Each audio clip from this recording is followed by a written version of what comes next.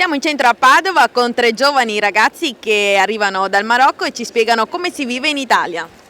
Allora, mi chiamo Joseph e devo dire che anche essendo straniero, figlio di un immigrato, qua in Italia non sto tanto male, cioè si sta anche abbastanza bene, a parte per la crisi eccetera, mi sento anche a casa.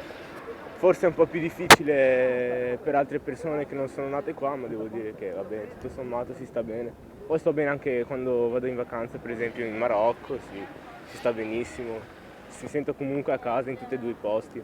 A posto. Ciao, mi chiamo Hamza, anche per me è la stessa cosa, cioè mi sento bene in Italia. In Italia c'è, ormai anche se non c'è lavoro mi sento bene, c'è poca speranza diciamo. Che cosa trovi di diverso dall'Italia al Marocco?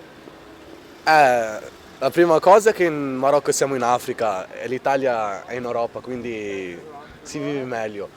E anche, diciamo, anche il Marocco in questi 5 anni sta diventando meglio, diciamo, meglio, ma speriamo per tutto il mondo, pace. Studi tu qua? Sì, io studio, io vado a scuola, faccio scuola di cucina, Dekmar.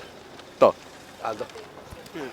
Ciao, mi chiamo Aldo, sono nato in Marocco però sono più o meno cresciuto qua in Italia. Mi trovo qua meglio perché ho tutti i miei amici qui e studio qua, mentre là vado all'estate però anche là è bello.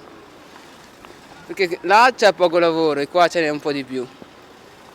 Quindi i genitori sono venuti qui per cercare lavoro? Sì, perché c'è anche lavoro, Per vivere anche per vivere meglio. meglio. Però qua è brutto che si sta abbassando, c'è meno lavoro. Qua è brutto che sta venendo qua in Italia. Tu che cosa fai? Io studio e lavoro, di mattina vado a studiare e di Alle sera buone voglie. studio. Ok.